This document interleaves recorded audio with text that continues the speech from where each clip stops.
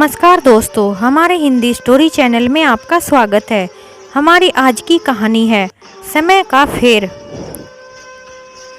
समय का फेर कुछ यूं ही हो जाता है, पल पल हर आहट से डरने वाला कब ना जाने शेर बन जाता है। शेखर अपने कमरे में बैठा हुआ टीवी देख रहा था। जब वह टीवी देखता था तो उसे यह आदत थी कि वह बार बार चैनल को बदलता रहता था। एक दिन अपनी इसी आदत के कारण शेखर जब चैनल बदल रहा था तो उसने देखा कि उसे एक जाने पहचाने से इंसान दिखाई दिए। तुरंत ही उसने चैनल को बदल कर देखा तो जिस इंसान को उसने टीवी पर देखा उसे देखते ही वह जोर जोर से चिल्लाने लगा, अरे मम्मी पापा, इधर तो आइए, जल्दी से आ जाओ, देखो तो आज टीवी पर कौन आ रहा है। अपनी मम्मी पापा को आवाज लगाता हुआ शेखर चिल्ला रहा था। जब उसे काफी देर चिल्लाते हो गई, उसकी मम्मी गुस्से से तिलमिलाती हुई आई। अरे बेटा, क्या हो भी गया है? ऐसा भी क्या देख लिया है तुमने जो तुमने पूरे घर को सर पर उठा लिया है? अरे मम्मी देखो तो, तुम भी देखकर हैरान हो जाओगी, दिखाओ जरा। पिंकी ने जब टीवी की तरफ देखा, उसकी आंखें फटी की फटी रह गई। उसे अपनी आंखों पर विश्वास ही नहीं हो रहा था। शेखर की तरह वह भी अपने पति को आवाज लगाने लगी, अरे शेखर जल्दी तो आओ, देखो तो क्या हो रहा है। अरे भगवान, क्या हो भी गया है? तुम दोनों माँ बेटे को आज सुबह सुबह क्या हो गया है जो इतने चिल्ला रहे हो? अरे तुम भी देखोगे तो तुम्हारे पैरों तले से जमीन खिसक जाएगी। उनकी आवाज सुनकर पंकज भी कमरे में आया और टीवी की तरफ देखकर बोला, हे भगवान, यह है और टीवी पर ऐसे कैसे हो सकता है? कहीं मैं सपना तो नहीं देख रहा हूँ। टीवी पर आज पंकज के पिताजी का इंटरव्यू चल रहा था, जिसे देखकर पंकज कहने लगा, अरे पिंकी, यह तो हमारे पास की ही कंपनी है जहाँ पर उसका उद्घाटन होना है। जो लोकेशन यह दिखा रहे हैं, लेकिन पिताजी यहाँ कैसे आ सकते हैं? तभी बिजली चली जाती है और टीवी बंद हो जाता है। हे भगवान, इस लाइट को भी अभी जाना था। कोई बात नहीं, मैं अभी पता करता हूँ आखिर यह सारा माजरा क्या है। पिताजी यहाँ क्या कर रहे हैं? उस कंपनी के पास जाकर शेखर एक आदमी से पता करने लगा, अरे भाई, यहाँ पर इतनी भीड़ क्यों हो रही है और इतनी धक्का मुक्की क्यों हो रही है? क्या कोई आने वाला है? अरे क्या आपको नहीं पता कि आज इस कंपनी का उद्घाटन है और यहाँ एक बहुत ही फेमस इंसान आने वाला है जो लोगों को जीने के नए नए तरीके बताता है और मोटिवेशनल स्पीच भी देता है। और उसकी स्पीच को सुनकर बड़े से बड़े और छोटे से छोटे लोग भी आश्चर्यचकित हुए बिना नहीं रह सकते। अच्छा, तो उनका क्या नाम है? उनका नाम कमलेश जी है और जब वह लोगों को जीने की राह बताते हैं तो कोई कितनी भी परेशानी में क्यों ना हो, उनकी बातों को सुनकर लोगों को ऐसा लगता है कि जैसे उन्हें कोई परेशानी हो ही ना। उनकी बातें सभी को बहुत प्रभावित करती हैं और मैं तो उनकी बातें सुनने के लिए बहुत दूर से आया हूँ। इतना कहकर वह आदमी भीड़ के अंदर चला गया। उनके बेटे को यह नाम जाना पहचाना सा लगा। पंकज भी उस इंसान को देखने के लिए भीड़ में घुस गया और उनको देखते ही हैरान हो गया। उसे अपनी आंखों पर विश्वास नहीं हो रहा था। वह तुरंत ही वहां से वापस घर आ गया और घर आकर अपनी पत्नी को कहने लगा, अरे पिंकी, तुम्हें पता है वह सच में पापा जी ही हैं और वह मोटिवेशनल स्पीच देते हैं और उनकी स्पीच सुनने के लिए दूर दूर से लोग आते हैं। अरे कैसी बातें करते हो पापा जी, और वह भी स्पीच? तुमने जरूर किसी और को देख लिया होगा। उनकी इतनी औकात कहाँ कि वह किसी को दो बातें ज्ञान की दे सकें। उनके पास तो अपना खुद ही ज्ञान नहीं है। बड़े आए पापा वाले, तुम्हें कोई जरूर गलतफहमी हुई होगी। अरे नहीं नहीं पिंकी, मुझे कोई गलतफहमी नहीं हुई है। मैं अपनी इन दोनों आंखों से बिल्कुल आमने सामने देख कर आ रहा हूँ। हमारे पापा तो पैसों में खेल रहे हैं और एक हम हैं कि एक एक पैसे के लिए तरस रहे हैं। अरे कैसी बातें करते हो? मुझे साफ साफ बताओ, मुझे कुछ भी समझ नहीं आ रहा है। मेरे सामने यह पहेलियां मत बुझाओ। आखिर वह पैसों में कैसे खेल रहे हैं? उनके पास इतने पैसे कहाँ से आ गए? मुझे नहीं पता कहाँ से आए हैं, लेकिन मैं जो देख कर आया हूँ उसे देखकर तो ऐसा ही लग रहा है कि आज पापा जी के पास पैसों की कोई कमी नहीं है। और आज जिस कंपनी के सामने वह लोग इकट्ठा हो रहे थे, वहाँ पर उस कंपनी का उद्घाटन भी पापा जी के द्वारा ही किया जाएगा। और यह न्यूज़ सभी टीवी चैनल पर भी आ रही है और वह भीड़ उस मोटिवेशनल स्पीच देने वाले को देखने के लिए ही इकट्ठा हुई है। सभी लोग उनके आने का बेसब्री से इंतजार कर रहे थे और उनके आते ही तालियों की गड़गड़ाहट गूंज उठी। मैंने भी जब एक आदमी से अपने पापा का नाम सुना तो मुझे भी ऐसा ही लगा था कि यह पापा तो हो ही नहीं सकते, लेकिन जब उनको देखा तो मुझे अपनी आंखों पर विश्वास ही नहीं हुआ। उसके बाद मैंने अपना मोबाइल देखा तो उसे देखकर हैरान हो गया। उनके करोड़ों में फॉलोअर थे। अब तुम ही बताओ, जिनके इतने फॉलोअर हैं, क्या उनकी इनकम कम होगी? इसी से अंदाजा लगा सकती हो। पिंकी, मैं तो सोच रही हूँ कि क्यों ना हम भी पापा जी के पास ही चलें। हम भी पैसों की नदी में डुबकी लगाएंगे। आखिर पापा जी इतने पैसों का क्या करेंगे? अरे पंकज, कैसी बातें करते हो? तुम्हें क्या लगता है इतना कुछ करने के बाद तुम्हारे पापा क्या हमें एक फूटी कौड़ी भी देंगे? मैं तो यह सोचकर हैरान हूँ कि पापा जी ऐसा भी क्या बोलते हैं कि वह इतने फेमस हो गए हैं और अकेले अकेले कैसे उन्होंने यह सब हासिल कर लिया। हम तो यह सोच रहे थे कि कहीं जाकर मर गए होंगे, लेकिन हमें क्या पता था कि इतने सालों के बाद वह हमारे सामने आएंगे और वह भी इतनी फेमस इंसान के रूप में। अरे आप इतना खुश मत होइए, पापा जी आपको कुछ भी देने वाले नहीं हैं, इसलिए शांति से अपने घर में बैठिए और ज़्यादा सोचने की ज़रूरत नहीं है। अरे पिंकी, लेकिन मैं तो पापा के पास इतने पैसे देखकर परेशान हो गया हूँ। आखिर मेरा भी तो हक है उन पैसों पर। उनको इतना संपन्न देखकर मेरे सीने पर तो सांप लौट रहे हैं। आखिर यह सब उन्होंने कैसे कर लिया? आखिर मैं तो उनका इकलौता बेटा हूँ। आखिर पापा जी इस धन दौलत का क्या करेंगे? उसको भुगतने वाला तो मैं ही हूँ और कोई और नहीं। मैं रोकर गिड़गिड़ाकर उनसे मिन्नतें करूँगा। आखिर मुझे रोता हुआ देखकर पापा जी मुझ पर तरस आ जाएगा और फिर मैं उनसे सब कुछ मांग लूँगा और फिर हम एक अच्छी ज़िंदगी जिएंगे। पिंकी बोली, अरे दिन में खुली आंखों से सपने मत देखो। अगर पापा जी को आपके साथ दौलत ही बांटनी होती तो वह पहले ही आपके पास आ गए होते। ऐसे अकेले ही ऐस नहीं कर रहे होते। अभी तो यह भी नहीं पता कि वह आपसे मिलना चाहेंगे भी या नहीं। अरे ऐसे कैसे कर सकते हैं पापा जी? आखिर वह मुझसे मिलने क्यों मना करेंगे? तुम देखो तो आखिर मैं क्या करता हूँ। इतना कहकर पंकज अपने पापा जी से मिलने के लिए निकल पड़ता है और उनके घर के सामने जाकर गार्ड को कहता है, भाई साहब, मैं कमलेश जी का बेटा हूँ। आप उनको जाकर बता दीजिए कि आपका बेटा आपसे मिलने के लिए आया है। गार्ड ने अंदर जाकर कमलेश जी को बोला कि बाहर एक लड़का खड़ा है जो अपने आप को पंकज बता रहा है और कह रहा है कि वह आपका लड़का है और अंदर आने की परमिशन मांग रहा है। कमलेश जी अंदर आने के लिए परमिशन देते हैं। गार्ड बाहर जाकर पंकज को भेज देता है, जाइए, आपको सर ने बुलाया है। पंकज अंदर जाकर अपने पिताजी के ठाट बाट को देखकर हक्का बक्का रह गया। उसे विश्वास ही नहीं हो रहा था कि वह जिस घर के अंदर आया है वह किसी सपनों के महल से कम नहीं था।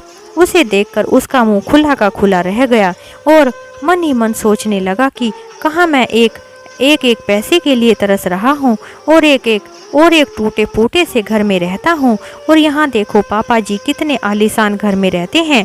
आखिर मेरे तो बैठे बिठाए लॉटरी लग गई है। अब तो मुझे भी इस समुद्र में छलांग लगानी चाहिए। आखिर जो कुछ है वह मेरा ही तो है, इसलिए मुझे भी यहाँ पर आने की जल्दी से जल्दी तैयारी शुरू कर देनी चाहिए। यह सभी बातें पंकज के मन में चल रही थी कि तभी कमलेश जी भी आ गए। अपने पापा को देखते ही पंकज बोला, वाह पापा जी, आपने तो कमाल ही कर दिया। क्या आलीशान घर बनाया है और अब तो आपके जगह जगह पर चर्चे होते हैं। मुझे तो बहुत ही गर्व हो रहा है। आखिर मैं भी एक सेलिब्रिटी का बेटा हूँ। यह सोचकर मेरा तो सीना चौड़ा होता जा रहा है। मैं बहुत खुश हूँ। पंकज अपने आप में ही बोलता हुआ जा रहा था और कमलेश जी चुपचाप उसकी सभी बातें सुन रहे थे। तभी उसको रोकते हुए बोले, हाँ हाँ ठीक है, यह बताओ कि किस कारण से आना हुआ, क्या कोई काम था, वह बताओ। क्या तुम्हें कोई चैरिटी चाहिए? अगर तुम्हें ऐसी कोई सहायता चाहिए तो तुम मेरे आदमी से बात कर सकते हो। इतना कहकर वह चलने लगे। तभी पंकज उनको टोकता हुआ बोला, अरे नहीं नहीं पापा जी, मुझे कोई चैरिटी नहीं चाहिए। मैं तो आपसे मिलने के लिए आया था और आप यह कैसी बातें कर रहे हो। और हाँ, हो भी क्यों ना, आखिर मैं आपके साथ जो भी किया है उसके बदले कोई और उम्मीद भी कर सकता है। लेकिन मैं अपनी गलती पर शर्मिंदा हूँ। मुझे अपनी गलती पर पछतावा हो रहा है। मैंने जो आपके साथ किया मुझे नहीं करना चाहिए था। लेकिन उस सब की वजह यह थी कि मेरे पास पैसे नहीं थे, जिसकी वजह से मेरा दिमाग काम नहीं कर रहा था और जाने अनजाने में मुझसे वह सब हो गया। लेकिन पापा जी, आज मैं आपके पास इसलिए आया हूँ क्योंकि मैं इस दुनिया में बस थोड़े ही दिन का मेहमान हूँ। मुझे एक बहुत ही खतरनाक बीमारी हो गई है और मेरे पास इतने पैसे नहीं है कि मैं अपना इलाज कर सकूँ। इसलिए मैंने सोचा कि मरने से पहले एक बार तो क्यों ना आपसे अपने पापा से माफ़ी ही मांग लूं, जिससे मेरा कुछ तो पाप कम होगा। इसलिए आपसे मिलने के लिए चला आया। बीमारी की बात सुनकर कमलेश जी बोले, कौन सी गंभीर बीमारी? यह तुम क्या कह रहे हो? देखो बेटा, मैंने तो सोचा था कि तुमसे जिंदगी भर बात तक नहीं करूँगा और ना ही तुम्हारी शक्ल देखूंगा, लेकिन आखिर तुम हो मेरी ही औलाद। तुमको मरता भी तो नहीं देख सकता। बताओ मैं तुम्हारे लिए क्या कर सकता हूँ। और हाँ, तुम अपने इलाज की चिंता बिल्कुल भी मत करना। तुम्हारे ऊपर जितना भी पैसा खर्च होगा मैं करूँगा। तुम एक काम करो, तुम अपने परिवार के साथ यहाँ पर आ जाओ और तुम अब से यहीं पर रहना और यहीं पर रहकर मैं तुम्हारा इलाज भी करवा दूँगा। ठीक है पापा जी, अगर आप इतना कह ही रहे हैं तो फिर भला मैं आपकी बात को कैसे टाल सकता हूँ। हाँ बेटा, अब तुम अपने परिवार के साथ मेरे साथ ही रहना। तुम्हारे अलावा और मेरा है ही कौन। अब तो मैं चैन से मर भी पाऊंगा। आप मुझे इस बात की तो तसल्ली है कि मेरे जाने के बाद कोई तो होगा जो इस प्रॉपर्टी का मालिक होगा। अपने पापा जी की ऐसी बातों से पंकज की तो जैसे मन की मुराद पूरी हो गई हो। अब तो पंकज खुशी से फूला नहीं समा रहा था और अपने पापा जी को बोलकर चला गया कि वह कल ही अपने परिवार के साथ यहाँ आ जाएगा। उसके चले जाने के बाद कमलेश जी के साथ में काम करने वाले उनके दोस्त ने पूछा, अरे कमलेश जी, एक बात पूछूं, आखिर आपने अपने बेटे को इतनी आसानी से क्यों माफ कर दिया? उसने आपके साथ क्या कुछ नहीं किया? ऐसे बेटे को तो कभी भी माफ नहीं करना चाहिए। उसने आपको कितना जलील करके घर से निकाल दिया था। अच्छा, तो शायद आपने उसकी बीमारी का सुनकर उसे माफ़ कर दिया है। अरे नहीं नहीं, मैंने उसे माफ़ नहीं किया है। मुझे पता है कि मेरा बेटा जैसा कल था ऐसा ही आज है। उसमें रत्ती भर भी फर्क नहीं आया। मैंने तो सोचा था कि आज नहीं तो कल उसे सद्बुद्धि तो आ ही जाएगी, लेकिन वह तो आज भी बिल्कुल ऐसा ही है जैसा पहले था। मेरे बेटे को तो आज भी सिर्फ पैसों से मतलब है और आज भी वह झूठ बोल रहा है कि उसे कोई बीमारी है। वह यह सब पैसों के लिए ही कर रहा है। मैं अपने बेटे की रग जग से वाकिफ़ हूँ, इसलिए मैंने भी उसे सबक सिखाने के लिए यह सब किया है। आखिर मैं भी उसका बाप हूँ। इतना कहकर कमलेश जी उसके अतीत के पन्ने पलटने लगे। अरे पापा जी, कहाँ चले गए हो? जल्दी से बाहर आओ। अरे क्या हो गया बेटा? आप आज बाजार से सामान लेकर नहीं आए क्या? नहीं, आज अपने घर का कोई काम किया है? आज तो सारा काम जैसे का तैसा पड़ा है। सब कुछ छोड़कर आप अपने बिस्तर पर क्यों पड़े हो? अरे बेटे, आज मेरी तबीयत ठीक नहीं है, लेकिन तुमने तो मेरी तबीयत का ना पूछकर बस काम के बारे में ही पूछा। देखो तो मेरा बदन बुखार से कितना तप रहा है। ठीक से खड़ा भी नहीं हो पा रहा हूँ, फिर भला काम कैसे करता? अरे पापा जी, इस उम्र में यह सब तो लगा ही रहता है। खाना तो आप कम नहीं खाते, खाना तो उतना ही खाते हो, तो फिर काम क्यों नहीं करते? जब बुखार में खाना खाया जा सकता है तो काम भी किया जा सकता है। आप जल्दी से उठिए और सारे घर का काम खत्म कर दीजिए। हम दोनों तो मूवी देखने जा रहे हैं, और याद रहे सारा काम समय पर हो जाना चाहिए। ठीक है बेटा, मुझे पहले कुछ खाने को दे दो जिससे शरीर में जान आ जाएगी। सुबह से पड़ा हूँ, किसी ने पानी तक नहीं पूछा, गला भी सूख गया है। तभी पिंकी बोली, यह क्या बात है पापा जी, खाने का तो तुरंत याद आ गया, लेकिन वह जो बर्तन सिंक में भरे पड़े हैं उन्हें कौन साफ करेगा? अरे बेटा, अभी बहुत ठंड हो रही है, सुबह को कर दूंगा। नहीं पापा जी, बर्तन तो अभी साफ करके रख देना। कमलेश जी ने अपने काम पर कांपते हुए हाथों से घर का सभी काम निपटाया और फिर पानी पीकर भूखे पेट ही सो गए, जिसमें उनकी तबीयत और ज़्यादा खराब हो गई। अब तो वह उठने की हालत में भी नहीं थे और बुलाते भी किसको, खुद ही उठकर बाथरूम जाने लगे, लेकिन उठ नहीं पाए। फिर परेशान होकर उन्होंने अपनी बहू को आवाज़ लगाई। वह भी लेट नाइट मूवी देखकर आए थे, इसलिए उसने भी आने से मना कर दिया, जिसके कारण कमलेश जी ने बिस्तर को गंदा कर दिया। अगले दिन सुबह को जब पिंकी ने यह सब देखा तो गुस्से से तिल मिला गई और पंकज को कहने लगी, पापा जी हमें परेशान करने के लिए देखो क्या करने लगे हैं। लेकिन मैं आपको साफ साफ बता देती हूँ, मैं इनके गंदे कपड़े नहीं धुलूंगी, मुझे तो बदबू आती है। कमलेश जी की हालत दिन पर दिन बिगड़ती जा रही थी, लेकिन उन पर कोई फर्क नहीं पड़ रहा था। इतना सब करके भी जब उन्हें चैन नहीं मिला तो मुझसे छुटकारा पाने के लिए उन दोनों ने एक साजिश रची। एक दिन मुझे बेहोशी की दवा देकर छत से धक्का दे दिया, जिससे मैं एक कीचड़ में जाकर गिरा। लेकिन मेरी किस्मत इतनी खराब थी कि गिरने के कारण मेरी मौत तो नहीं हुई, लेकिन मेरे पैर में फ्रैक्चर हो गया। और फिर इन दोनों ने मुझे पागल करार देकर सड़क पर धक्के खाने के लिए छोड़ दिया। फिर मैं भटकता हुआ एक सड़क के किनारे जाकर बैठ गया। वहाँ पर जब एक आदमी मुझसे पूछने लगा कि आप यहाँ क्यों बैठे हैं और आपकी ऐसी हालत कैसे हो गई, तो जब मैं अपनी सारी आप बीती बता रहा था तो किसी ने मेरी यह सारी बातें रिकॉर्ड कर ली थी और मेरी वीडियो बना ली थी और फिर उसको इंटरनेट पर अपलोड कर दिया। मैं तो अपने सभी जज्बात रो रो कर बयां कर रहा था, लेकिन उस वीडियो ने मुझे कहां से कहां पहुंचा दिया और लोग मुझे देखकर मुझे स्पीच देने के लिए मोटिवेट करने लगे, जिससे प्रेरणा पाकर मैं देखो आज कहां से कहां पहुंच गया हूं और लोगों को मेरी बातें अच्छी लगती हैं और अब तो मुझे भी इस सब की आदत हो चुकी है। लेकिन आप एक बात तो बताइए, जब आपको अपने बेटे की सच्चाई पता है फिर आपने उसे यहाँ पर रहने के लिए क्यों कहा? तुम देखो आखिर मैं क्या करता हूँ, धीरे धीरे तुमको सब कुछ समझ में आ जाएगा। उसे लगता है कि उसके पापा बेवकूफ़ हैं, कुछ भी नहीं समझते हैं। उसे क्या लगा कि मैं कभी उसकी खबर नहीं रखी? मुझे उसकी हर एक बात की खबर है, मैं तो बस उसी के आने का इंतज़ार कर रहा था। तुम देखो उसे मैं आखिर ऊंचाई पर ले जाकर कैसे धक्का देता हूँ, आखिर उसे भी तो पता चले अपने माता पिता को दुखी करना क्या होता है। अगले दिन सुबह सुबह ही पंकज अपने परिवार के साथ वहाँ आ गया।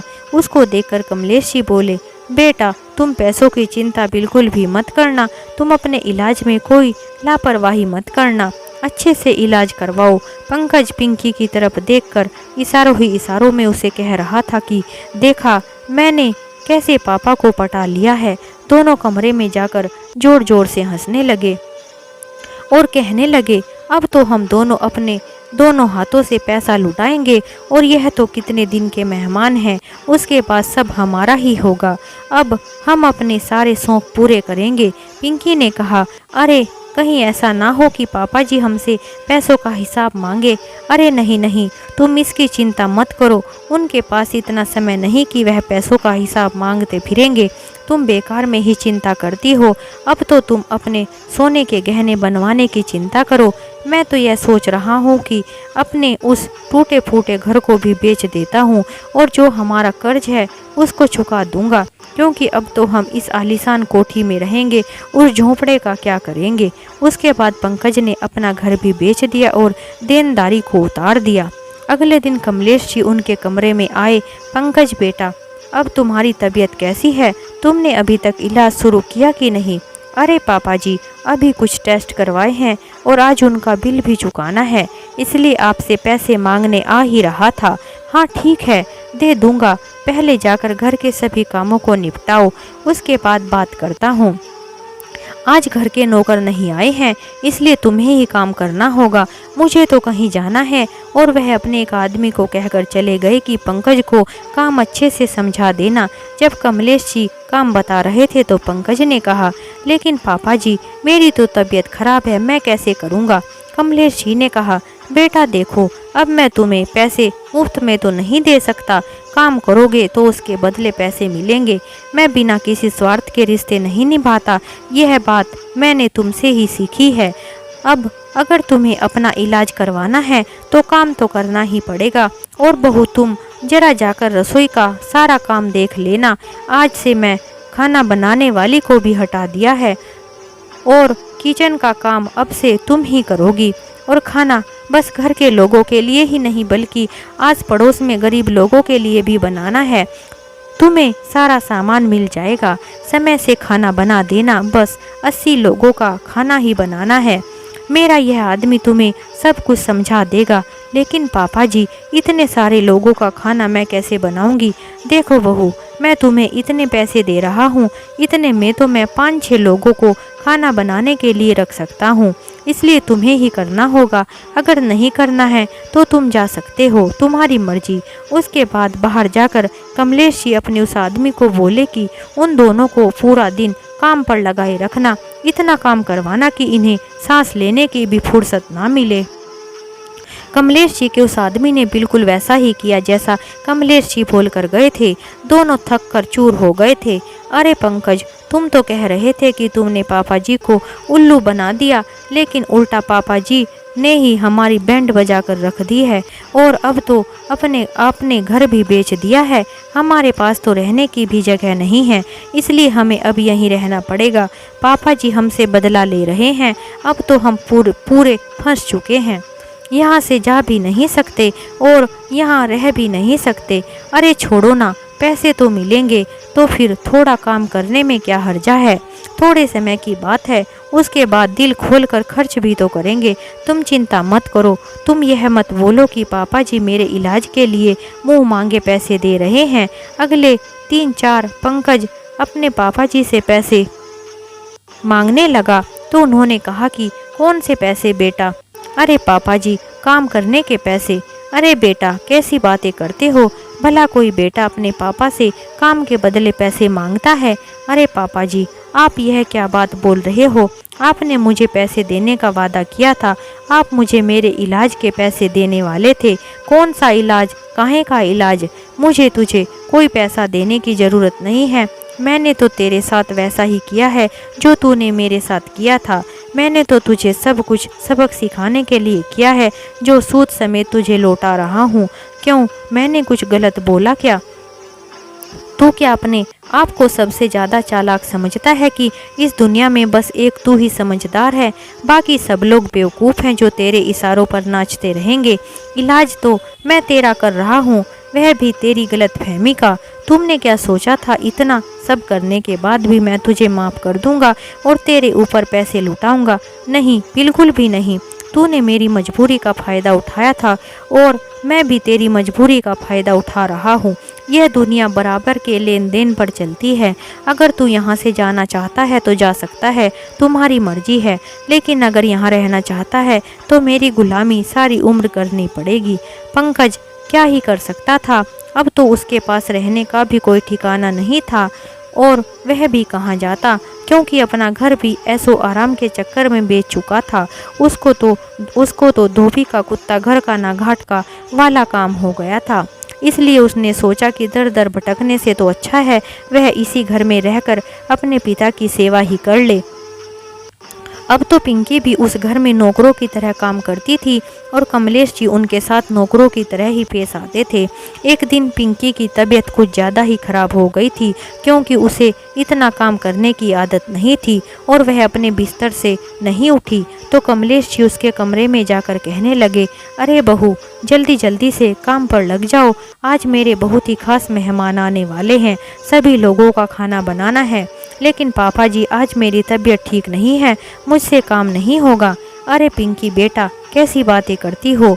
जब तुम तीनों टाइम का खाना खा सकती हो तो भला खाना बना क्यों नहीं सकती, इसलिए जल्दी से उठो और काम पर लग जाओ। अब तो पिंकी के पास कोई चारा नहीं था और बीमारी की हालत में ही उठकर अपने अपने कपकपाते हाथों से काम पर लग गई। उसकी आंखों से आंसू बह रहे थे क्योंकि उसे अपने किए हुए पर पिछले कारण याद आ रहे थे, क्योंकि वह अपने ससुर के साथ भी ऐसा ही व्यवहार करती थी। तबीयत खराब होने पर भी उससे घर का काम करवाती थी। कमलेश जी को उन्हीं के ही बेटे से उल्टी सीधी बातें सुनवाती थी और उन पर जरा भी दया नहीं करती थी। सभी को खाना देने के बाद जब पिंकी खाना खाने बैठी तो कमलेश जी आ गए और बोले, अरे अभी इतना काम पड़ा है और तुम खाना कैसे खा सकती हो? बाकी का काम कौन करेगा? कितनी साफ सफाई पड़ी है, या फिर खाना देखकर ही तुम्हारी लार टपकने लगती है। उस समय पंकज भी वहां आ जाता है और कहता है, पापा जी इसे थोड़ा सा खाना खाने दीजिए, पूरा दिन काम पर लगी हुई थी और इसकी तबीयत भी खराब है। सारा दिन इतना काम जो करती है, झुग्गी झोपड़ी वालों के लिए तो आप इतना खाना भिजवाते हो, इसके लिए इतना प्यार है, उनके लिए इतना प्यार है, और अपनी बहू को 2 निवाला खाना भी खाने नहीं दे रहे हो। आपके मन में अपने बहू बेटों के लिए कितना जहर भरा हुआ है, यह कहाँ का न्याय है? अरे बेटा भूल गया क्या? यह सब तेरा ही सिखाया हुआ पाठ है जो अब मैं दोहरा रहा हूँ। भूल गया क्या? या तुझे भी याद दिलाऊं जो तुमने मेरे साथ किया है? मैं भी तुम्हारे साथ वही कर रहा हूँ। तुम पिंकी को बोलो कि जल्दी से काम खत्म करे, उसके बाद ही खाना मिलेगा, और शुक्र मनाओ कि मैं तुम्हें खाना तो दे रहा हूँ। तुम लोगों ने तो मुझे पानी तक का गिलास नहीं दिया था। बड़े आए नसीहत देने वाले, तुम दोनों ने तो मुझे पागल साबित करके सड़क पर भटकने के लिए छोड़ दिया था। उन्हें इतना कहकर कमलेश जी अपने कमरे में चले गए।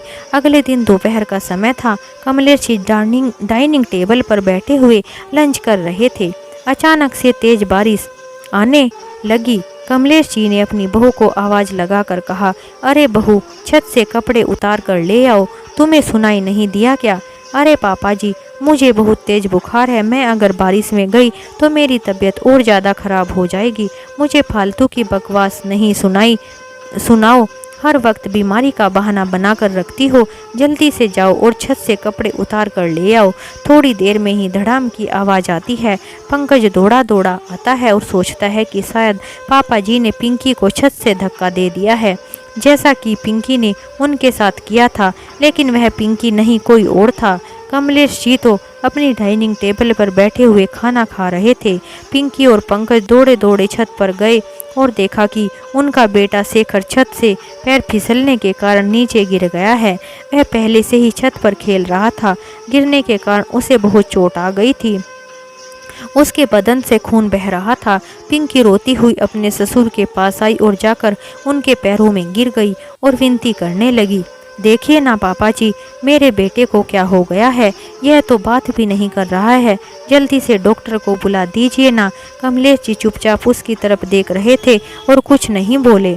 पंकज गिड़गिड़ाकर अपने पापा जी के पैरों में गिर गया और बोला कि पापा जी, हमारे किए की सज़ा हमारे बेटे को मत दो, हमारे बेटे को बचा लो। हम आपकी सारी उम्र गुलामी करेंगे, लेकिन आप हमारे बेटे को बचा लीजिए, हमारी मदद कीजिए, अपने पोते की तो जान बचा लीजिए। आखिर आप ही इसकी तरफ से इतने निर्दयी कैसे हो सकते हैं? अरे पंकज बेटा, मैं तो यह देख रहा था कि माता पिता के दिल में अपने बच्चों के लिए कितना दर्द होता है। वह उनको तड़पता नहीं देख सकते और बच्चों के मन में अपने माता पिता के प्रति इतनी नफरत होती है, इसके आगे वह सब कुछ भूल जाते हैं। मुझे शेखर से कोई दुश्मनी नहीं है, बल्कि बहुत लगाव है। अपने पोते की ऐसी हालत देखकर कमलेश जी फूट फूट कर रोने लगे और उसे अस्पताल ले जाकर उसका इलाज करवाने लगे। चोट लगने के कारण उसका खून ज़्यादा बह गया था। शेखर के माता पिता का ब्लड ग्रुप मैच नहीं कर रहा था। कमलेश जी ने अपनी उम्र का ख्याल न करते हुए अपने पोते को अपना खून दिया। अब तो उनका बेटा शेखर जल्दी स्वस्थ होने लगा था। ठीक होकर शेखर अपने घर आ गया और दादी पोते अब तो एक साथ खेलते थे। कमलेश जी को अपने पोते के साथ कुछ ज़्यादा ही लगाव था। उन्होंने उसका एडमिशन भी एक बहुत ही अच्छे स्कूल में करवाया। पिंकी और पंकज अपने किए हुए पर बहुत शर्मिंदा थे। उनकी आंखें शर्मिंदगी के कारण अपने पापा जी के सामने उठती नहीं थी। उन्हें महसूस हुआ कि उन्होंने अपने पापा जी के साथ कितना गलत किया था, क्योंकि जैसा उन्होंने उनके साथ किया था, जिसकी सज़ा भगवान ने उन्हें दे दी है, और आज वही पापा जी उनके काम आ रहे हैं, यह देखकर दोनों शर्मिंदा होते रहते थे और उन दोनों को अपनी गलती का एहसास हो गया था। पिंकी और पंकज अपने आप को खुश नसीब मान रहे थे कि हम जैसे बच्चों पर जो अपने माता पिता ऐसा अत्याचार करते हैं, लेकिन उसके बावजूद भी माता पिता उनको माफ़ कर देते हैं। पिताजी को हम बोझ समझकर घर से बेघर कर दिया था, आज वही पापा जी करोड़ों के मालिक हैं और उनकी हैसियत को देखकर दुनिया की आंखें फटी की फटी रह जाती है। कमलेश जी का आज भी एक फंक्शन था, उनके बेटा बहू उन्हें जाते हुए देख रहे थे, लेकिन आज उन्हें रोकने टोकने की हैसियत उनकी नहीं थी। आज वह एक खुले पंछी की तरह आसमान में उड़ान भर रहे थे, जिनको दुनिया जानती थी। इसलिए कहते हैं कि माता पिता महान होते हैं, उनके बच्चे उनका सहारा बने ना बने, लेकिन माता पिता हमेशा अपने बच्चों का सहारा जरूर बनते हैं। इसलिए अपने माता पिता का कभी भी अपमान नहीं करना चाहिए और हमें अपने बच्चों को शुरू से ही यह शिक्षा देनी चाहिए कि अपने से बड़ों का हमेशा सम्मान करो, चाहे वह हमारे माता पिता हों या फिर दादा दादी, क्योंकि यह परंपरा पीढ़ी दर पीढ़ी चलती है। अगर हम अच्छा करेंगे तो इसका असर हमारे बच्चों पर भी होगा, हमारे बच्चे भी वही आचरण करेंगे जो हम करते हैं। इसलिए अपने बच्चों को भी हमेशा अच्छी सीख दें, क्योंकि जो माता पिता अपने बच्चों को दादा दादी से घृणा करना सिखाते हैं, बड़े होकर वही बच्चे फिर अपने माता पिता से भी घृणा करते हैं, क्योंकि यही दस्तूर है, जो जैसा बोएगा वैसा ही पाएगा। बड़े होने पर शायद हम भूल जाते हैं कि माता पिता के चरणों में ही स्वर्ग होता है, लेकिन यह कभी ना भूलें कि माता पिता दुनिया में वह अमूल्य उपहार है जो हर किसी की किस्मत में शायद नहीं होता, हर किसी की किस्मत में नहीं होता। इसलिए भूल कर भी इनका अपमान ना करें, क्योंकि इस दुनिया में सब कुछ मिल सकता है, अगर कुछ नहीं मिलता तो वह है माता पिता। इस बारे में आपकी क्या राय है, हमें कमेंट में ज़रूर बताएं। इस तरह हमारी यह कहानी समाप्त होती है। अगर आपको हमारी कहानी थोड़ी भी अच्छी लगी हो तो हमारे चैनल को लाइक करें, शेयर करें और सब्सक्राइब करें। हमारी कहानी सुनने के लिए आप सभी का बहुत बहुत धन्यवाद। एक नई कहानी के साथ हम आपसे फिर मिलते हैं।